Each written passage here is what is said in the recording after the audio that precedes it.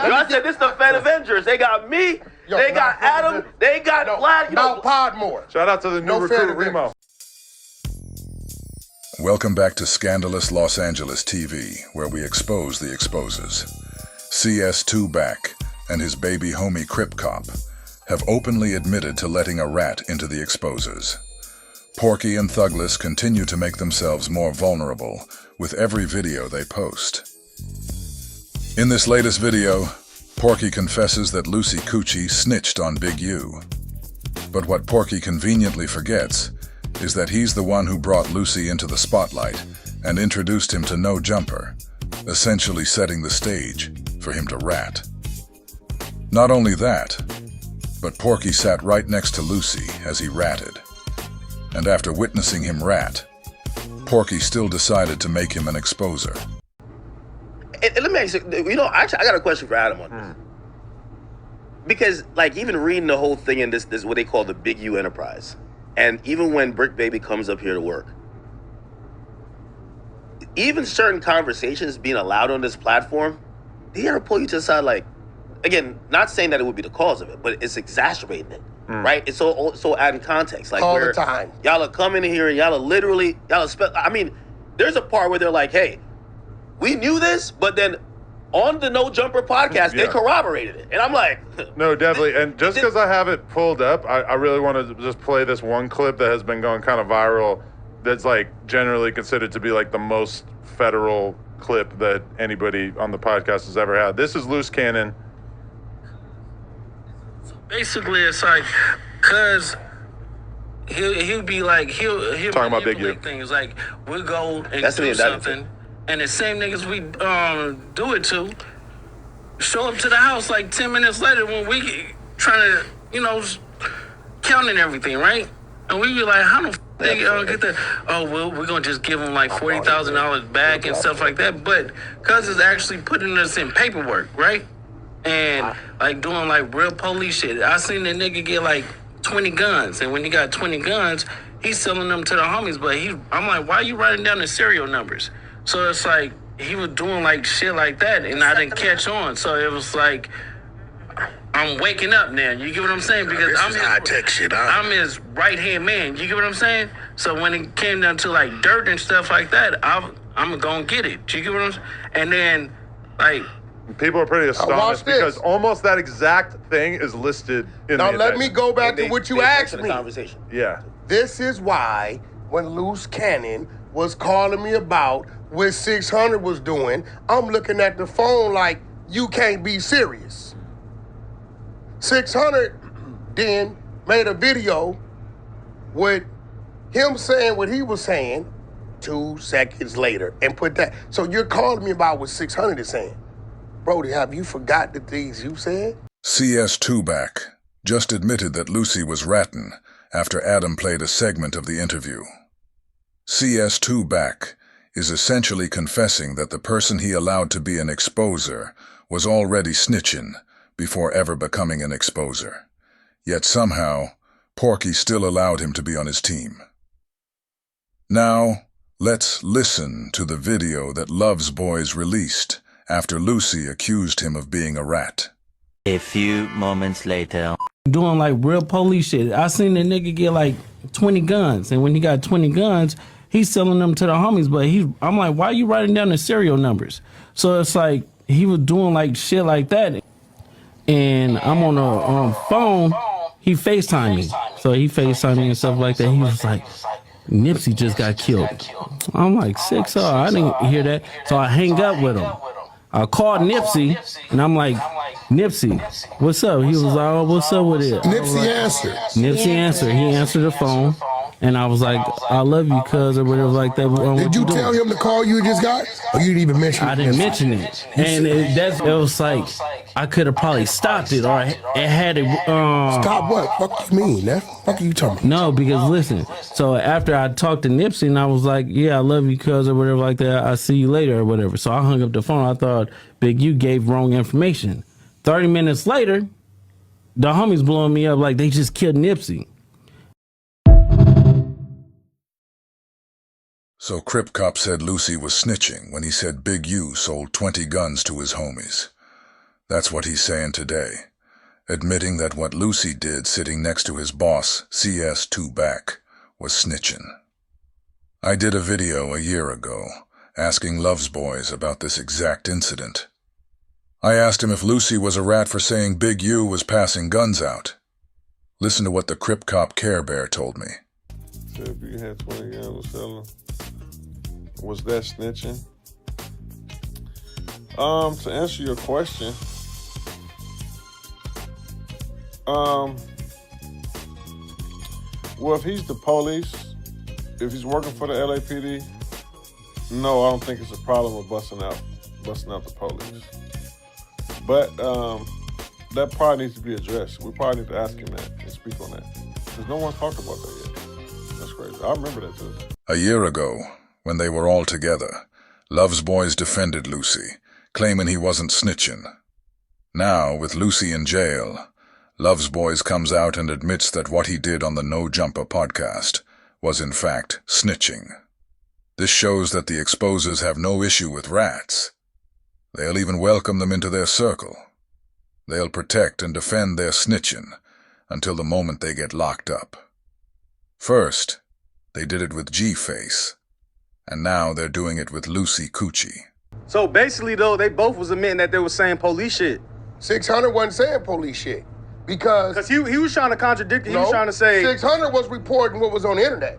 That wasn't on the internet. That's his own personal story that he lived. I know how to protect my team. I know how to protect my team. I know how to protect my team. How did it get to the internet? I made sure it went to the proper stages of getting into the internet. How did it get to the internet? I made sure it went to the proper stages of getting into the internet. How did it get to the internet? I made sure it went to the proper stages of getting into the internet. Now, as you listen to Wack100, notice how passionate he gets about his uncreative and fake sophisticated approach to helping his marshmallow minion bring his lie snitch story about Big U's DNA being found under RW's fingernails to the internet. I ran a clubhouse room, I played snippets, had my media team tape it, clip it, send it to YouTube, and I sent you 600. Now you can talk about it. It's on the internet. Like that. Ask anybody you know been to the federal system. Another thing, we got somebody in there right now. You know what he said? They're leaving their cells and going to their floor every 3 or 4 hours. He said they all tell him. He said even if you was going to see a lawyer, you go once a week. He said they going all day, every 3 or 4 hours. They all going debriefing. Well, what's up with this guy and his obsession? Like, why does he want to take down the 60s so bad? The guy 600, because like I'm wondering like what happened, because he was snitching, like he was telling everything, and Wack100 said no, he's not telling because I'd go on Clubhouse and I'd leak the information and then he'd report on that. Well, that means you're telling. I mean, what's going on here? All right, so Wack, when you hearing stories of Luce saying shit like that, so you didn't have that ain't my business. No, but you didn't have any clue that he could be caught up in this RICO or anything that was going on? How would I have? I had no idea. I think Luce thought he was kind of. I had no idea. That's the thing about Luce thinks that because it was 2-3 years ago, like oh, he got 20 guns. It's like, it just sounds like he's talking bullshit, but when the feds are actually able to put the case together and show that this is the type of thing they were actually doing, all of a sudden these podcasts become very important. Luce thinks that because it was 2-3 years ago, like oh, he got 20 guns. It's like, it just sounds like he's talking bullshit, but when the feds are actually able to put the case together and show that this is the type of thing they were actually doing, all of a sudden these podcasts become very important. See what Adam just did right there?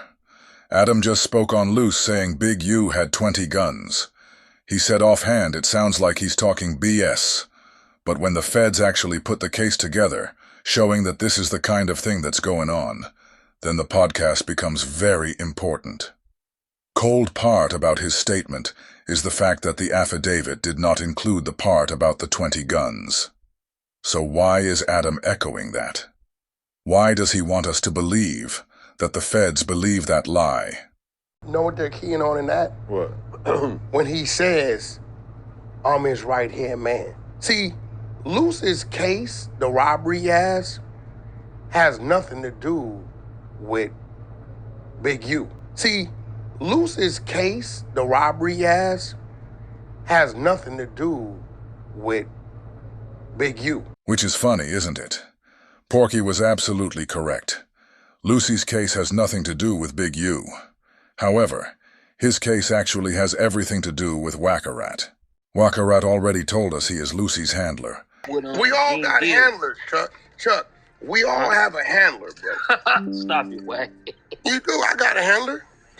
I'm Luce's handler. I'm Luce's handler. I'm Luce's handler. And Lucy already told us that he stripped and robbed those men at No Jumper, because Porky told him to make an example. They just don't want to admit the truth that we not internet dudes. And that's just the fact to it.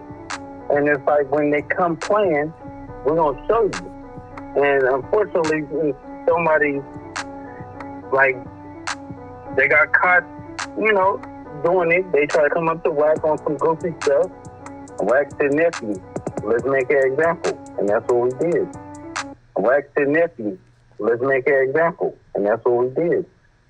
Wack said, nephew, let's make an example. And that's what we did. The question you guys should all be asking yourself is, how in the hell did a robbery that Porky called for end up in Big U's paperwork? What they're doing is they got this guy, this guy, this guy. They got sex trafficking, they got extortion, they got a murder, and they got some wire fraud, all that and stuff. same right? things with Brick, is that none of his charges are actually related to Big U as of yet. But what do Big U, Brick, and Luce have in common? They're all from Rolling Sixes. And guess what? Brick's situation and Luce's situation independently involves the same guy that was being extorted. So they're saying you were operating or Big U doing these things. Yeah. The same guy, Dale Monster Annoying, right? That Big U sent Sylvester Vest over there to pick up $1,000 every week of the Fed's money. You read that, right? From the dispensary guy. From the dispensary guy, right? The same guy that was going on with is the same guy that legitimately had issues with these two men that had nothing to do with that. They had nothing to do with what, they didn't know Big U was even doing that. But when he says, I'm his right-hand man, they said, okay, 60, 60, 60. After the murder, when Quando went back to Georgia, what did he immediately do? Dropped his flag? There it goes. What was he claiming? Roll 60 script. Where Brick Baby from? Roll 60 script. What you think the police told Quando? That the Roll 60s set him up?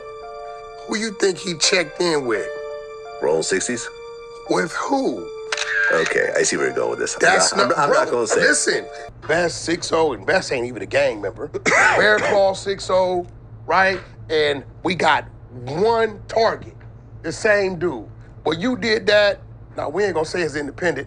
We're going to say you did that because they was doing that. Yeah. And we're going to call this the Big U Enterprise, which is some bullshit. When the realest thing Big U said on his turn-in little videos was, Luce Cannon, Brick Baby, or not Brick Baby. He said, Luce Cannon, I don't really fuck with him. Brick Baby, I don't really fuck with him. But he fucks with Brick Baby. But he said he doesn't. He did say in the video. He fucks with Brick Baby.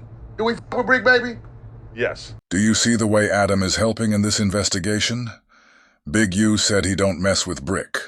So of course Porky and the Coke head Klansman Adam 22 both say that Brick does mess with Big U, attempting to align them together. And, you know, this isn't the only thing that Luce Cannon is in jail for that Wack Three Fingers sort of lined up. The federales are actually using transcripts from a podcast that Wack Three Fingers brought Luce Cannon onto in order to get Luce Cannon to start, like, saying way too much about crimes. And this was how Luce Cannon got his start with his internet antics. This was his first, we hadn't seen, so this is the first time we have ever seen Luce Cannon was on this podcast. I took Luce and set him on the side of me. When the light hit me, I made sure it hit him.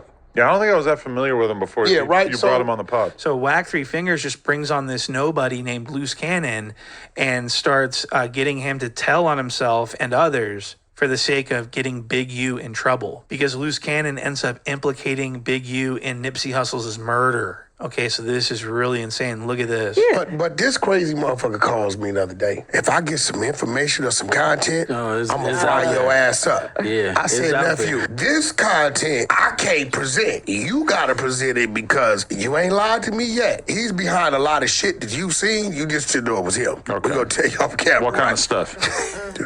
Just some shit. He's behind a lot of shit that you see on YouTube. You just say no, it was him. So I know he ain't no bullshitter. Man, listen. No, so Yeah, you gotta elaborate on this shit. I got to, because at the end of the day, it's like dealing with, like, we about to go do something, hop out on something, and give you a gun that's empty. Oh, he did that to you? No, he did. Oh, he did it to somebody else? Ooh. This nigga crazy. He really going. Honey, okay. So did you let him just take the 50 from you? You really didn't get a cut, or you waited to the next thing and just took more? Yeah. No, he avoided me. Yeah. And then, like, one day. You know why he wanted to get a dude back to 40, right? Because he was going to make dude give him 20 for getting it back. Of course. And kept you out of it. Of course. He did that to, when I did that to Meek Mills and Rick Ross.